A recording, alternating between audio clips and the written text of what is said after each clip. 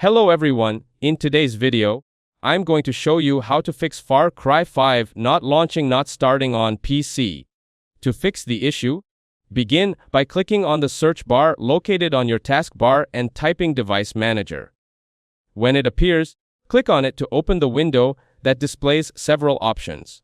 Next, expand the Display Adapters section, right-click on Intel R HD Graphics 530.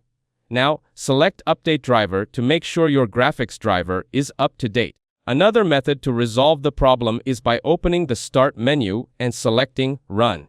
In the Run box, type %temp% and click OK. When the folder opens, delete all the temporary files displayed there. Finally, restart your computer to complete the process.